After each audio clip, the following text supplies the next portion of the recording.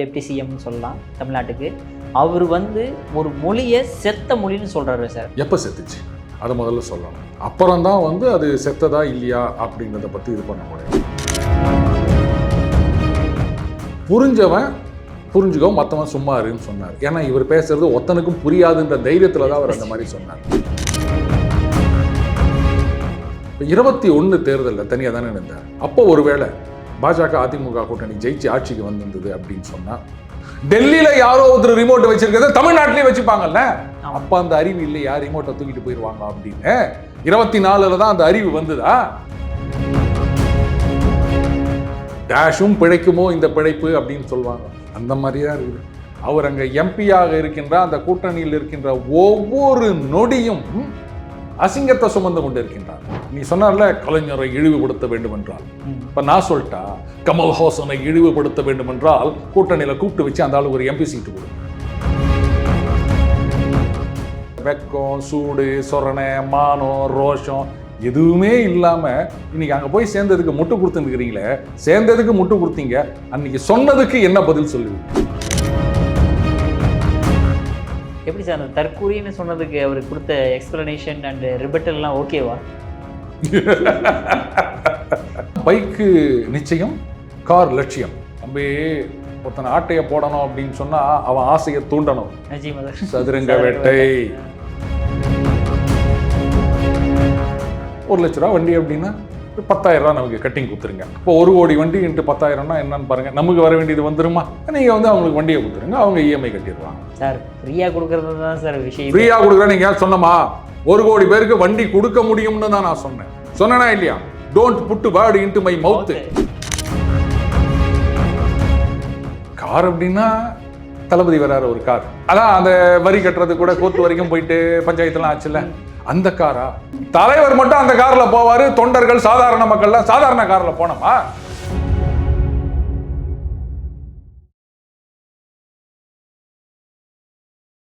இளையபரத நேயர்களுக்கு வணக்கம். இன்னைக்கு நம்ம நேர்களில் நம்ம சிறப்பு விருந்தினர் அரசியல் ஞானி, அரசியல் சாணக்கியர் நம்ம அருண் சார் அவர்கள் தான். சார் வணக்கம் சார். வணக்கம் விக்ரம் சார். ஆக்சுவலாக உதயநிதி ஸ்டாலின் அவர்கள், அதாவது டெப்டி சிஎம்னு சொல்லலாம் தமிழ்நாட்டுக்கு, அவர் வந்து ஒரு மொழியை செத்த மொழின்னு சொல்கிறாரு சார். இது வந்து எந்த அளவுக்கு ஒரு பாதிப்பு உண்டாக்கும்னு தெரியாது அவருக்கு. அதுவும் நேஷனல் லெவலில் இங்கிலீஷ் சேனல்லாம் எடுத்து போட்டு கழி ஊற்றுறாங்க. அதாவது தமிழ்நாடு டெப்டி சிஎம் வந்து இந்த மாதிரி சமஸ்கிருதத்தை வந்து செத்த மொழின்னு சொல்லிட்டாரு, எப்படி அந்த மாதிரி சொல்லலாம் அப்படின்ற அளவுக்கு. எதுக்கு சார் இந்த அளவுக்கு இறங்கி இப்படி பேசணும் அவர்லாம்? அதாவது எப்பொருள் யார் யார் வாய் கேட்பினும் அப்பொருள் மெய்ப்பொருள் காண்பதறிவு. இதுதான் நம்ம பாலிசிங்க. எப்போ செத்துச்சு அதை முதல்ல சொல்லணும். அப்புறம் தான் வந்து அது செத்ததா இல்லையா அப்படின்றத பற்றி இது பண்ண முடியும். ஒன்றும் வேணாம், இது மாதிரி வந்து ஒருத்தர் செத்துட்டாருன்னா எப்போ செத்தாரு நம்ம கேட்குறோம்ல, அதே மாதிரி தான் கேட்குறேன். சமஸ்கிருதம் செத்த மொழி அப்படின்னா எப்போ செத்துதுன்னு சொல்லுங்க. இப்போ சமஸ்கிருதத்தை வந்து செத்தாச்சுன்னா தூக்கிட வேண்டியது தானே, புதைக்கணும் இல்லை எரிக்கணும். இப்போ சமஸ்கிருதம், அதாவது வடமொழி, அவங்க சமஸ்கிருதம்னு கூட சொல்ல மாட்டாங்க, வடமொழி. இந்த வடமொழியை முற்றிலுமாக ஒதுக்கி விடுவோம். எப்படின்னா, இந்த ஆகஸ்ட் மாதம் அப்படின்னா நீங்கள் போய் பாருங்கள், செவுத்தில் எழுதி வச்சுருப்பாங்க ஆகத்து அப்படின்னு போட்டுருப்பாங்க. எனக்கு புரியல. அப்புறம் சூளைன்னு போடுவாங்க. சூளை தானே இருக்குது சென்னையில், இது என்ன சூளை அப்படின்னா அது ஜூலையாம். சரி, இப்போ வடமொழியை ஒதுக்கிடலாமா? ஒதுக்கினா என்ன ஆகும் அப்படின்னா, இப்போ பாருங்களேன், இப்போது நீங்கள் வந்து ஏதோ உடம்பு சரியில்லை, ஆஸ்பத்திரிக்கு போகிறீங்க, நர்சம்மா வந்து ஊசி போடுறாங்க. ஊசி போடும்போது நம்ம என்ன பண்ணுவோம்? வடமொழியை ஒதுக்கிட்டா அது எப்படி சொல்லணும்? ஐயோ சொல்லுங்களேன். எங்களெல்லாம் பார்த்தா அம்மா அப்படின்னு தான் சார் கத்துவோம். நான் வந்து அப்படின்னுவோம். இப்போ அதை மாற்றி சொல்லணும் தமிழ்லன்னா, இஸ்ஸை மாற்றி சொல்லணும், சூன் தான் சார் சொல்லணும். இல்லை, புள்ளி வைக்கணும்ல. அப்போ எப்படி சொல்லுவீங்க? சா. புள்ளி வச்சா எப்படி சான்னு வரும்? இச் இச்சு. இஸ்ன்னு நீ தொடர்ந்து சொல்லிட்டு போகலாம். இச்சுன்னு தொடர்ந்து சொல்லு, பள்ளீர் விழுந்துரும் சார். இல்லை, இச்சுன்னு சொல்லி முடிச்சிடணும். அவ்வளோதான், அதுக்கு மேலே கண்டினியூஸாக வராது.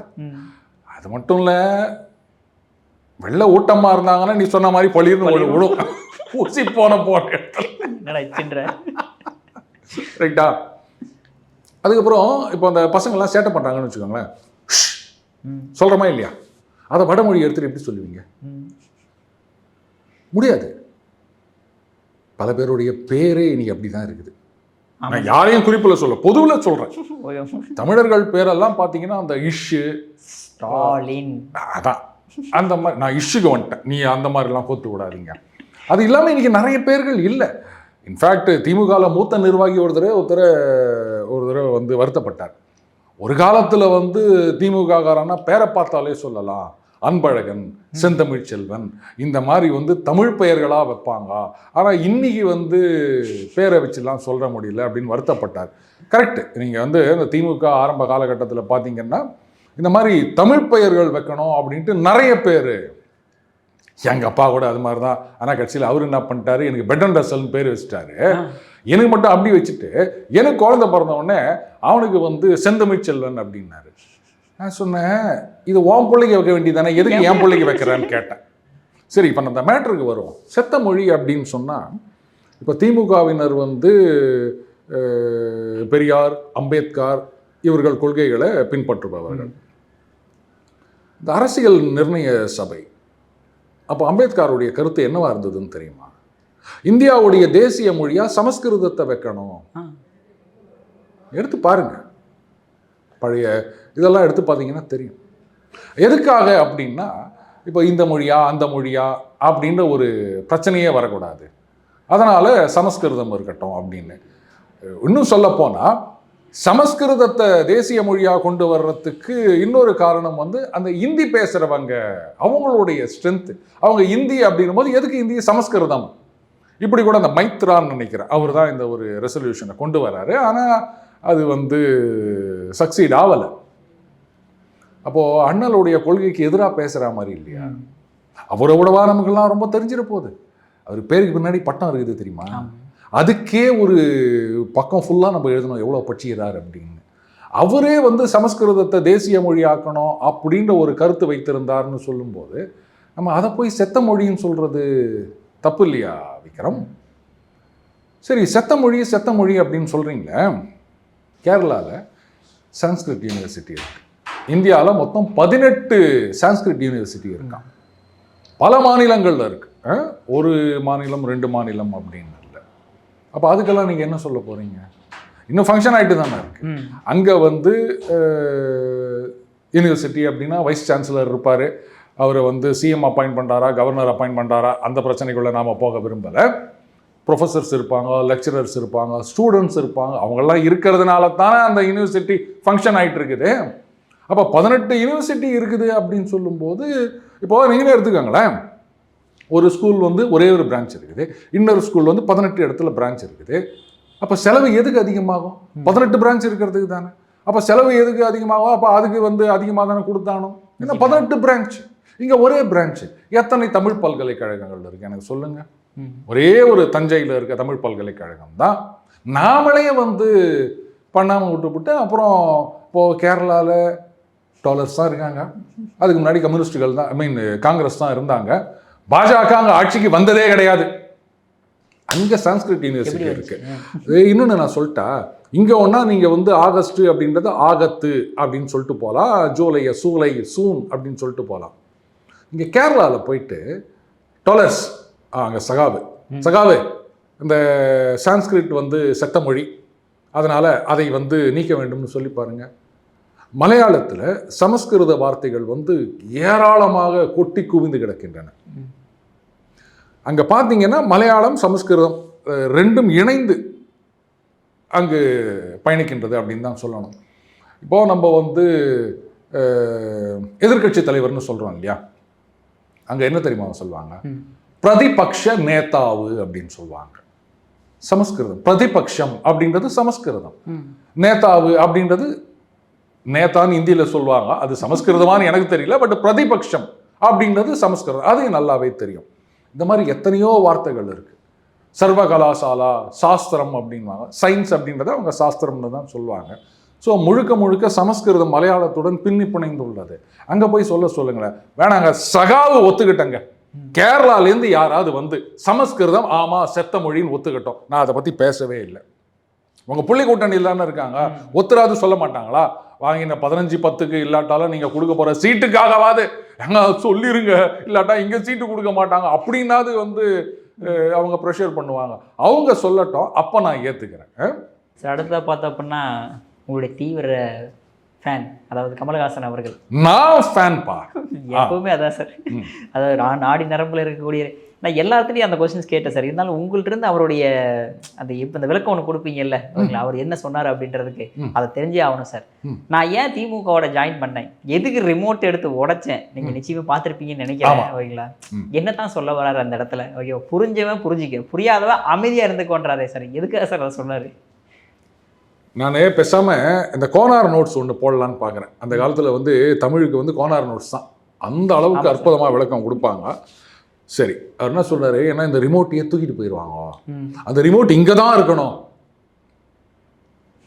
இப்போ நான் அவரை ஒரு கேள்வி கேட்கட்டா? புரிஞ்சவன் புரிஞ்சுக்கோ, மற்றவன் சும்மா இருன்னு சொன்னார். ஏன்னா இவர் பேசுறது ஒத்தனுக்கும் புரியாதுன்ற தைரியத்தில் தான் அவர் அந்த மாதிரி சொன்னார். இப்போ 21 தேர்தலில் தனியாக தானே இருந்தார். அப்போ ஒருவேளை பாஜக அதிமுக கூட்டணி ஜெயிச்சு ஆட்சிக்கு வந்திருந்தது அப்படின்னு சொன்னா, டெல்லியில யாரோ ஒருத்தர் ரிமோட் வச்சிருக்கிறத தமிழ்நாட்டிலேயே வச்சுப்பாங்கல்ல. அப்ப அந்த அறிவு இல்லையா, ரிமோட்டை தூக்கிட்டு போயிடுவாங்க அப்படின்னு 24ல் தான் அந்த அறிவு வந்ததா? காரணம் என்னன்னா 24ல் தான் வந்து ராஜ்யசபா சீட்டு கொடுப்பாங்கன்ற ஒரு நம்பிக்கை வந்தது, அப்படி ஒரு அறிவு வந்தது. சொல்லக்கூடாது, டேஷும் பிழைக்குமோ இந்த பிழைப்பு அப்படின்னு சொல்லுவாங்க. அந்த மாதிரிதான் இருக்குது. ஒரு எம்பி பதவிக்காக அசிங்கப்பட்டுக்குன்னு இவ்வளோலாம் போயிட்டு, சரி நான் கேட்குறேன், திமுகவுடன் ஏன் சேர்ந்தேன் அப்படின்றதுக்கு ஒரு காரணம் சொன்னார்ல, கலைஞரை இழிவுபடுத்த வேண்டும் என்றால் சொன்னாரா இல்லையா? எவ்வளோ மகா மட்டமாக பேசிக்கிறார் இந்த மனுஷன் கமலஹாசன். அப்போ இதுக்கு என்ன காரணம் சொல்வார் பாருங்க. அரசியல் ரீதியாக நீங்கள் ஒருத்தர் மேலே தாக்குதலை தொடுக்கலாம். கட்சி நாங்கள் இன்னைக்கு இந்த கூட்டணி இருக்கோம், அவங்கள திட்டுவோம், அந்த கூட்டணிக்கு வந்தால் இவங்கள திட்டுவோம், இதெல்லாம் சகஜம்தான். ஆனால் இந்த ஸ்டேட்மெண்ட் எவ்வளோ தப்பு. இதையும் மன்னிச்சு உனக்கு சீட்டு குத்துக்கிறாங்க, உன்னை எம்பி ஆக்கிறாங்க, இப்படி சொல்லாமா, எம்பி ஆக்கி அழகு பார்த்திருக்கின்றார்கள் அப்படின்னு சொன்னா, அப்போ நீங்க வந்து முழுமையாக அங்க சரணடைந்து விட்டீர்கள், கொத்தடிமையாகி விட்டீர்கள் அப்படின்றது தான் அர்த்தம். அவர் அங்க எம்பியாக இருக்கின்ற அந்த கூட்டணியில் இருக்கின்ற ஒவ்வொரு நொடியும் அசிங்கத்தை சுமந்து கொண்டு இருக்கின்றார். நீ சொன்னார்ல கலைஞரை இழிவுபடுத்த வேண்டும் என்றால், இப்ப நான் சொல்லிட்டா கமல்ஹாசனை இழிவுபடுத்த வேண்டும் என்றால் கூட்டணியில கூப்பிட்டு வச்சு அந்த ஆளுக்கு ஒரு எம்பி சீட்டு கொடுங்க. ஆமா சார். அசிங்கப்பட்டியா? என்னவெல்லாம் பேசினேன்.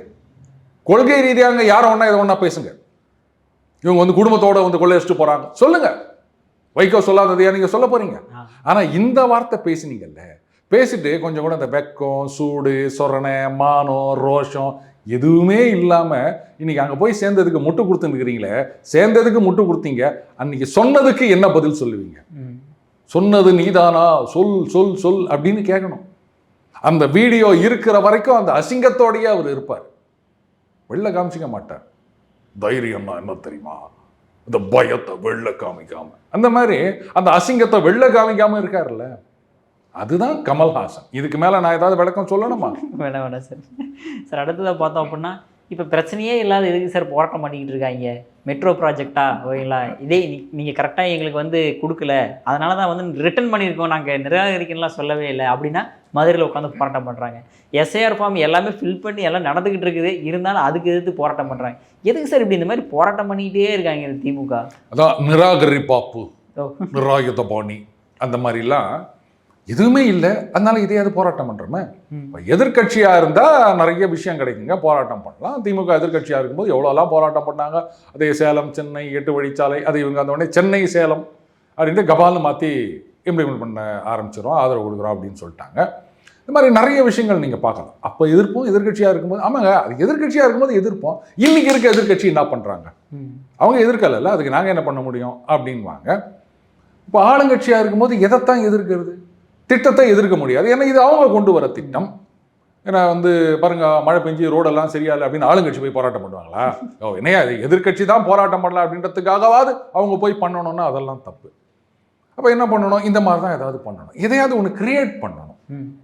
நம்ம அந்த 23ஆம் புலிகேசியில் வந்து வாங்க அப்படின்ட்டு இது ஒரு குரூப் அது ஒரு குரூப்னு சண்டை போட்டு அடிச்சுக்க விடுவாங்கல்ல, அந்த மாதிரி எதிர்கட்சிகள் அரசியல் செய்யாமல் அவியலா செய்வார்கள்னு கேட்டார். இன்னைக்கு எதிர்கட்சிகள் எதுவுமே செய்யாமல் இருக்காங்க, அதனால சரி நாமளாவது ஏதாவது செய்வோம் அப்படின்னு செஞ்சு நிற்கிறாங்க. மக்களுக்கும் வந்து அப்படி கொஞ்சம் என்டர்டைன்மெண்ட் வேணாமா அப்படி எப்படி சொல்லணும்? நான் கேட்குறேன், அங்கேருந்து ஒரு லெட்ரு அனுப்புகிறாங்க, இது அவங்களுக்கு தானே முதல்ல தெரியும். அப்போ என்ன பண்ணியிருக்கணும், பாஜக முதல்ல இதை கையில் எடுத்துக்கின்னு இவங்கெல்லாம் அது சரியாகவே பண்ணல, சொத்துக்கிட்டாங்க, இவங்கெல்லாம் இந்த இனிஷியேட்டிவ் கையில் எடுத்துருக்கணும். அவங்க சொல்கிறாங்க இவங்க ஒன்று டிஃபென்சிவ் ஆடினுங்கிறாங்க. எல்லாம் எங்கேருந்து சொன்னால் நீங்களாம் வந்து அங்கே விலை போயிட்டீங்க, இங்கே விலை போயிட்டீங்கப்பா, ப்ரைஸ் டேக் இங்கே கிடையாது, விலையில்லா, அதுக்காக இலவசம்னு கிடையாது, இந்த மாதிரி தப்பு பண்ணுறீங்கன்னு சொன்னால் ஒன்றே அது மாதிரி சொல்கிறது பண்ணிட்டு போங்க. அதை பற்றி எனக்கு ஒன்றும் கவலை கிடையாது. நீங்கள் சொல்கிறதுனால வந்து நீங்கள் பாராட்டி பேசினா நான் பெரிய ஆள், நீங்கள் வந்து தூற்றி பேசினா நான் சின்ன ஆள். நான் எப்போவுமே சாதாரணமானவன் தான். உண்மையான ஆம் ஆத்மி மாங்கா மனுஷன் கூட சொல்லிக்கோங்க, அதை பற்றி எனக்கு கவலை இல்லை. இதெல்லாம் அவங்க எடுத்துருக்கணும். ஆனால் இவங்க கையில் எடுத்து என்ன சோகா எடுக்கிறாங்க பாருங்க. பிரதம மந்திரி வராரு, இது அதுக்கு முன்னாடியே வந்த லெட்ரு, கரெக்டாக அவர் வர்ற அன்னைக்கு இது ஃப்ளேர் அப் ஆகுது. என்ன அழகாக அவங்க அரசியல் பண்ணுறாங்க. இது கூட இத்தனை வருஷமாக கூட இருந்தும் பல பேருக்கு தெரியலன்னா அப்புறம் நான் என்னத்த சொல்கிறது. புரியுது. அதே மாதிரி நீங்கள் விஜயோட ஸ்பீச்சை கேட்டிருப்பீங்கன்னு நினைக்கிறேன். ஓகேங்களா, அது எப்படி பார்க்குறீங்க நீங்கள்? ஒரு சினிமா ஆக்ஷன் மாதிரி பார்க்குறீங்களா, இல்லை அந்த 41 பேர் இறந்ததுலேருந்து மீண்டு வெளியே வந்துட்டு மறுபடியும் தன்னை அரசியல் ஆரம்பிச்சிட்டாருன்னு பார்க்குறீங்களா? தேர்தல் வாக்குறுதி வேறு கொடுத்துருக்கிறாரு, அதை எப்படி பார்க்குறீங்க? தேர்தல் வாக்குறுதியா? ஆமாம் சார். என்ன கொடுத்துக்கிறாரு? ஒரு 12-13 கொடுத்துருக்காரு சார். அதாவது வீட்டுக்கு ஒரு வண்டி, இல்லை வீடு, வண்டி இல்லாத வீட்டுக்கு வண்டி, நிரந்தர வீடு. என்ன வண்டி? மோட்டார் வண்டி தான் சார் சொல்லப்பட்டிருக்கு. அது என்ன சொன்னாங்க, பைக்கு நிச்சயம், கார் லட்சியம். அதாவது யார் எழுதி கொடுத்தாங்கன்னு தெரியல. ஏன்னா இதை பார்த்த உடனே இந்த வயசானவங்க ஓட்டெல்லாம் இந்த பக்கம் வராதுன்னு நினைக்கிறேன். ஏன் சார்? ஏன்னா 3 படி லட்சியம் 1 படி நிச்சயம்னு சொன்னாங்க, கடைசியில் ஒன்றும் இல்லாமல் போயிடுச்சு. அதே மாதிரி தான் லட்சியம் நிச்சயம்னா இதுவும் வராது அப்படின்னு அந்த பெரியவங்களுக்கு ஞாபகம் இருக்கும். அவங்க சும்மா இல்லாமல் வீட்டில் வந்து மவனே இங்கே வா, இப்படித்தான் அந்த காலத்தில் சொன்னாங்க, அதை நம்பி போய் ஓட்டு போட்டோம், கட்சியில் ஒன்றும் இல்லாமல் போச்சு, இப்போது என் புள்ள பேராண்டி நீங்கள் இதை நம்ப போகிறீங்களா அப்படின்னு ஏதாவது பற்ற வச்சிட்டாங்கன்னா வம்பா போயிடும். அது ஒன்று. ஆனால் இவங்களை கேட்டால் என்ன சொல்லுவாங்க, அதெல்லாம் எங்களால் சாதிக்க முடியும்னு சொல்லுவாங்க. நீங்கள் என்ன நினைக்கிறீங்க விக்ரம்? வண்டி இல்லாத வீடுகள் எல்லாத்துக்கும் வண்டி கொடுக்க முடியுமா? பாசிபிள் இல்லை சார், ரொம்ப டிஃபிகல்ட் தான் சார். அது ஒரு விஷயம். மீறி போனால் கடனை வாங்கி தான் சார் அப்புறம் அதை பண்ணணும். அதையும் கடனே வாங்காமல் என்னால் கொடுக்க முடியும். எப்படி சார்? இன்னைக்கு இந்த பாருங்க, நான் சொன்னல விர்ச்சுவலாக நாங்கள் என்னாடுன்னு ஒரு கட்சி வச்சுக்கிறோம். இந்த பாருங்க, நாங்கள் எல்லாம் உங்களுக்கு ஓட்டு போடுறோம் அப்படின்னு நீங்கள் வந்து பத்திரத்தில் எழுதி கையெழுத்து போட்டு கொடுங்க. தகுதி உள்ள அனைவருக்கும், வண்டி இல்லாத தகுதி உள்ள அனைவருக்கும் நாளைக்கே, பட் 1 கோடி பேராக கூட இருக்கட்டாங்க, பட் 1 கோடி வண்டி உடனே ரெடிமேடாக இருக்குமான்னு தெரியல, மேபி வெயிட்டிங் லிஸ்ட்டில் வச்சு உங்களுக்கு என்னால் ஒரு வண்டி கொடுக்க முடியும். எப்படி சார்? என்ன பாசிபிலிட்டி இல்லை? வேறு ஒன்றும் இல்லைங்க. இந்த ஒரு 4 பைக் கம்பெனி இருக்குதா, ஹீரோ, ஹோண்டா, டிவிஎஸ்ஸு, அப்புறம் என்ஃபீல்டு, இன்னும் என்ன நல்லா இருக்குது, அவங்களோட போயிட்டு ஒரு அக்ரிமெண்ட் போட்டுக்க வேண்டியது. இந்த பாருங்க, எல்லாம் பிரித்து பிரித்து கொடுத்துடலாம். அது இப்போ அந்த டெண்டரில் வந்து மேலே கீழே அதெல்லாம் வேண்டாம். இப்போ சில டெண்டர்லாம் நம்ம பார்த்துருக்கோம்ல, அந்த மாதிரி எல்லாம் ஒரே ரேட்டு கோட் பண்ணுங்கள், நம்ம உட்காந்து பேசி முடிவு பண்ணிடுவோம். 4 கம்பெனியும் 5 கம்பெனியும் சமமாக பிரிச்சுப்போம். 1 கோடி வண்டி அப்படின்னா ஆளுக்கு 20 லட்சம் நீங்கள் சப்ளை பண்ணுங்கள். அந்த தகுதி உள்ளவர்கள் அப்படின்னா உங்கள் சிபில் ஸ்கோரு நல்லா இருக்கணும், அதான் தகுதி. நாங்கள் உங்கள் டீட்டெயில்ஸ்லாம் கொடுத்துருவோம், நீங்கள் அவங்களுக்கு வண்டி கொடுக்க வேண்டியது. ஒவ்வொரு வண்டிக்கு 1 லட்ச ரூபா வண்டி அப்படின்னா 10,000 ரூபா நமக்கு கட்டிங் கொடுத்துருங்க. இப்போ 1 கோடி வண்டி இன்ட்டு 10,000னா என்னன்னு பாருங்கள், நமக்கு வர வேண்டியது வந்துருமா? நீங்கள் வந்து அவங்களுக்கு வண்டியை கொடுத்துருங்க, அவங்க இஎம்ஐ கட்டிடுவாங்க. சார் ஃப்ரீயாக கொடுக்குறது தான் சார் விஷயம். ஃப்ரீயாக கொடுக்குறேன் நீங்கள் சொன்னமா? 1 கோடி பேருக்கு வண்டி கொடுக்க முடியும்னு தான் நான் சொன்னேன். சொன்னா இல்லையா? Don't put word into my mouth. வண்டி கொடுக்க முடியும்னு நான் சொன்னேன், இலவசமாக கொடுக்குறேன்னு நான் சொல்லலை. ஒவ்வொரு வீட்டுக்கும் வண்டி இருக்க வேண்டியது லட்சியம்னு சொல்கிறேன், அது நிச்சயம்னு என்னால் செய்ய முடியும்னு சொல்கிறேன். நான் காசு கொடுப்பேன். நான் முதல்ல என்ன சொன்னேன், கடன்லாம் வாங்க மாட்டேன் சொன்னேனா இல்லையா? நான் வாங்க மாட்டேன்னு தான் சொன்னேன். உன் தலையில் கடனை கட்ட மாட்டேன்னு நான் சொன்னேன்னா? நாங்கள் வாக்குறுதி கொடுக்கும்போது இப்படி தான் கொடுப்போம் தம்பி. Please read the offer document carefully before investing. Mutual funds are subject to market risk.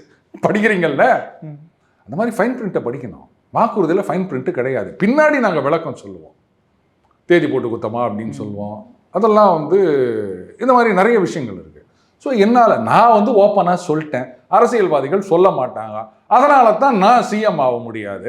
இதை மாதிரி சொல்லாதவங்க சிஎம் ஆகணும்னு நினச்சின்னுக்கிறாங்க. ஆனால் ஐட்டு போட்டோமா என்ன? அப்போ இதில் வேற கார் வந்து லட்சியம்னு சொல்லிக்கிறாங்க. இங்கே தான் இப்போ நான் ஒன்று ஒரு கேள்வி கேட்கவா? என்ன கார்? அதெல்லாம் சொல்ல சார். இல்லை, கார் அப்படின்னா தளபதி வராரு ஒரு கார். ஐயோ, அதான் அந்த வரி கட்டுறது கூட கோர்ட் வரைக்கும் போயிட்டு பஞ்சாயத்துலாம் ஆச்சுல்ல, அந்த காரா? என்ன இல்லைன்ற?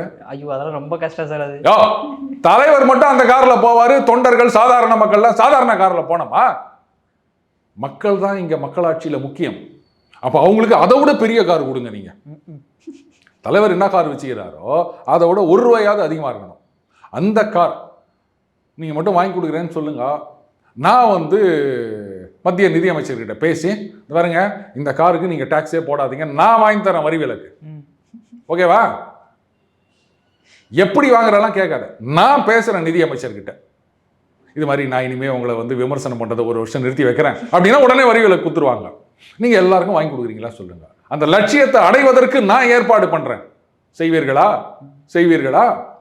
தம்பி, ஒருத்தனை ஆட்டையை போடணும் அப்படின்னு சொன்னா அவன் ஆசையை தூண்டணும். சதுரங்க வேட்டை, அதுதான் இங்க நடக்குது. ஏங்க எல்லாமே இப்படி சினிமாலேருந்தே காப்பி அடிச்சு பண்ணியிருந்தீங்கன்னா அப்புறம் என்னதாங்க நடக்குது? இந்த படத்தை நிறைய பேர் பார்த்துக்கிறாங்க. அது இல்லாட்டாலும் அப்பப்போ இந்த டிவியில் இதை போட்டுக்கிட்டே இருக்கிறாங்க. எலெக்ஷன் வரும்போது நிறைய தடவை போடுவாங்கன்னு நினைக்கிறேன். இதை பார்த்த பிறகும் ஜனங்க அவங்கள நம்புன்னு நினச்சினுக்கிற. நீ கார் கொடுப்பாங்க, பைக்கு கொண்டாந்து நிறுத்துவாங்க, வீடு வேற கொடுப்பாங்க. கொடுக்கலாம். இப்போ கீச்சைனில் வீடு மாதிரி இருக்குல்ல, எல்லாருக்கும் ஒரு வீடு கொடுப்பேன்னு நானும் சொல்லிட்டு, தாருங்க தம்பி, பைக்கு வந்து லட்சியம். இப்போ நிச்சயமா நான் சாவி கீச்சைன் குத்துறேன் உங்களுக்கு, அதுல வீடு இருக்குது, அதை வச்சுக்கோ. நீ வந்து அப்படியே வீட்டில் ஆணியில் மாட்டி வச்சிட்டியானா அந்த வீட்டை பார்க்கும்போதெல்லாம் அந்த கனவு ஒன்று உள்ளுக்குள்ளே அப்படியே பெருசாக வளரும். வீடு வாங்கணும் வாங்கணும் வாங்கணும் அப்படின்னு. நாங்கள் வந்து மீன் கொடுக்க மாட்டோம், மீன் பிடிக்க கற்றுக் கொடுப்போம், அந்த மாதிரி ஒன்று ஊக்கு விற்போம். நீ ஏன் வீடு வாங்குறியா இல்லையா பாரு, இப்படியே சொல்லின்னு 5 வருஷம் ஓட்டிடலாம். நல்லா இருக்குதுப்பா இந்த டெக்னிக்லாம். ஆனால் எல்லாத்தையும் நான் நீ போட்டு உடைச்சிட்டேனே. ஜனங்க வந்து உஷாராயிட்டாங்கன்னா என்ன பண்ணுறது? சரி விடுங்க, அவங்கெல்லாம் என்னைக்கு உஷாராக போகிறாங்க? எப்படி சார் அந்த தற்கூரின்னு சொன்னதுக்கு அவர் கொடுத்த எக்ஸ்பிளனேஷன் அண்ட் ரிபட்டல்லாம் ஓகேவா? அது முதல்ல வந்து சிஎம் சார் அப்படின்னாரு. அதுக்கப்புறம் இன்னொரு கூட்டத்தில் அந்த அங்கிள் அப்படின்றது ஃபேமஸ் ஆச்சு. அதுக்கப்புறமா பாப்பா அப்படின்றது ஒன்று ஃபேமஸ் ஆச்சு. இப்போ அடுத்தது என்ன பண்ணுறதுன்னு தெரியாமல் முடிச்சிட்டு இருக்காங்க போல இருக்கு. உங்கள் ரசிகர்களை குஷிப்படுத்துறதுக்கு நீங்கள் என்ன ஒன்றா பண்ணலாங்க. நீங்கள் என்ன பண்ணாலும் பண்ணாட்டாலும் ரசிகர்கள் கைத்தட்ட போகிறாங்க. குப்பையா படம் இருந்தாலும் இன்னைக்கு போயிட்டு நீங்கள் விஜய் ரசிகர்கள்கிட்ட கேளுங்க, புலி வேற லெவல் மாஸ், என்ன படம் அது அப்படிதான் சொல்லுவாங்க. சுறா அப்படின்னு சொல்லுங்க, அது மட்டும் வந்து டிவியில் போடுறாங்கன்னு தெரிஞ்சதுன்னு வச்சுக்கோங்களேன். அதாவது இந்த இல்லத்தரசிகள்லாம் நிறைய பேர் வந்து வேண்டிக்கிறாங்களாம், இந்த புலி சுறா இந்த படம்லாம் அடிக்கடி போடணும் அப்படின்னு. ஏன் தெரியுமா? அதை போட்டால் இவங்க டிவியை விட்டு எழுந்து போடுவாங்க. வீட்டில் இருக்க ஆம்பளைங்கெல்லாம் அவங்க சீரியல் பார்க்கலாம். பார்த்தீங்களா, உங்களுக்கே தெரியுது ஆன்சரு, நான் வேற சொல்லணுமா? ஆனால் ரசிகர்கள்ட்ட போய் கேளுங்க, வேற லெவல், அதெல்லாம் அவனுக்கு புரியுமா அப்படின்வாங்க. நீங்கள் என்ன பண்ணாலும் அவங்க அப்படி தான் கைத்தட்டிட்டு இருக்க போகிறாங்க. அந்த மாதிரி நீங்கள் என்ன சொன்னாலும் அவங்க கைத்தட்டுவாங்க. ஆனால் அதுக்காக வந்து பார்த்தீங்களா மக்கள்லாம் ஏமாந்துட்டாங்க, மக்கள் ஏமாளிகள் தான். ஆனால் காலம் பூரா ஏமாந்துட்டு இருக்க மாட்டாங்க. அதுவும் யார்கிட்ட ஏமாறுறதுன்னு ஒன்று இருக்குது இல்லை, அந்த மாதிரி ஆயிடுச்சுன்னா எனக்கு என்னவோ இந்த பீகாரில் ஆர்ஜேடி கொடுத்த வாக்குறுதி மாதிரி தான் இது. வீட்டில் ஒருத்தருக்கு கவர்மெண்ட் வேலை கொடுப்போம்னு சொன்னார்ல, அந்த மாதிரி சார் வீடே இல்லையே நீங்கள் எப்படி வீடு? நான் வீடு கொடுக்குறேன், பைக்கை கொண்டு போய் நிறுத்தணும், வீட்டுக்கு ஒரு பைக் இருக்கணும், அப்படியா? அந்த பைக்கும் கொடுக்குறேன், பைக் வைக்கிறதுக்கு வீடும் கொடுக்குறேன். இன்னும் என்ன பைத்தியம் தான் நம்பினுங்கிறல்ல நீ. நல்லா இருக்கு, விடுங்க. ஓகே சார், கடைசி ஒரு விஷயம் சார். இப்போது சீமான் அவர்கள் இப்போ ப்ரெஸ் மீட் கொடுக்கும்போதெல்லாம் ரொம்ப எமோஷ்னலாகி டென்ஷன் ஆகி ரொம்ப கத்துறாரே சார், என்ன ரீசனை பார்க்குறீங்க அதை? காமெடி பண்ணிட்டு இருந்தாரு, கொஞ்ச நாள் சீரியஸாக பண்ணலாம் அப்படின்னு நினச்சிட்டு இருக்காரு போல இருக்கு. ஒத்து வரல. காமெடி தான் அவருடைய ட்ரெண்டு. சில நடிகர்கள் காமெடியில் நல்லா கலக்குவாங்க, திடீர்னு வந்து நான் வந்து சீரியஸாக பண்ணுறேன் அப்படின் போது சொதப்பிடுவாங்க. நான் யாரையும் சொல்லலைங்க, பொதுவாக சொல்கிறேன். நீங்கள் ஒன்று அவரை சொன்னீங்களா இவரை சொன்னீங்களாலாம் கேட்காதீங்க, ஒரு ஜென்ரல் ட்ரெண்டு. இந்த மாதிரி இது அவருக்கு சரிப்பட்டு வரல. தேவையில்லாமல் கத்துறது அப்படின்றது, அது வாடா போடா அப்படிதான் சொன்னாரா? சரி, ஒரு ஃப்ளோவில் வந்திருக்கோம், அதெல்லாம் சரி வரலங்க. அவர் கேட்டார்னா நீங்கள் கேள்விக்கு பதில் சொல்லுங்கள். இப்போ நீங்கள் கூட தான் நீ இல்லை, யாராக இருந்தாலும் இடக்க மடக்கா கேள்வி கேட்டால் ஊண்டக்க மடக்க பதில் சொல்ல போகிறேன். ஆனால் அதுக்காக மரியாதை இல்லாமல்லாம் பேசுறது, உனக்கு பைத்தியம் பிடிச்சிச்சுன்றது, அதெல்லாம் சரியில்லை. என்னால் உங்களுக்கு சரிக்கு சரி பதில் கொடுக்க முடியும் அப்படின்னா நான் அப்போ அந்த மாதிரி ஹார்ஷான வார்த்தைகளை உபயோகப்படுத்த மாட்டேன். புரியுதுங்களா? நீங்கள் எவ்வளோதான் கஷ்டமான கேள்வி கேட்டாலும் என்னால் அதுக்கு வந்து பொழுக்குன்னு பதில் கொடுக்க முடியும் அப்படின்னா நான் சிரிச்சினே பொலார்னு அப்படியே வார்த்தைகள்லேயே விட்டுட்டு போயிடுவேன். அது கொடுக்க முடியலைன்னும் போது தான் நான் வந்து எகிர ஆரம்பிப்பேன். ஏன்னா அப்போ என்கிட்ட சரக்கு இல்லை, ம் அஸ்திரம்லாம் பயனிழந்து விட்டது, அப்போ வேற வழி இல்லாமல் இப்படி தான் திட்டணும் அப்படின்னு. ஸோ அதுதான் நான் ஃபீல் பண்ணுறேன். இது தேவையில்லை, தவிர்த்து இருக்கலாம். பட் ரைட், எவ்வளோ நாள் தான் காமெடியாகவே பண்ணிட்டு இருக்குது, கொஞ்ச நாள் சீரியஸாக பண்ணலாம்னு நினைக்கிறாரு போல இருக்குது. சீரியஸாக பண்ணியிருந்தவே இப்போ காமெடி பண்ணின்னுங்கிறாரு. உங்களுக்கே புரியுது இல்லையா? அதனால நாம இப்படி பண்ணிடலாம் அப்படின்னு நினைக்கிறாரு. அந்த வேக்குவம் அதை ஃபில்அப் பண்ணலாம்னு நினைக்கிறாரு போல இருக்குது. சரிப்பட்டு வராது. Okay sir. சார் உங்கள் அற்புதமான கருத்தில் இளைய பாரதியார் இருப்பதற்கு மிக்க நன்றி சார். நன்றி விக்ரம்.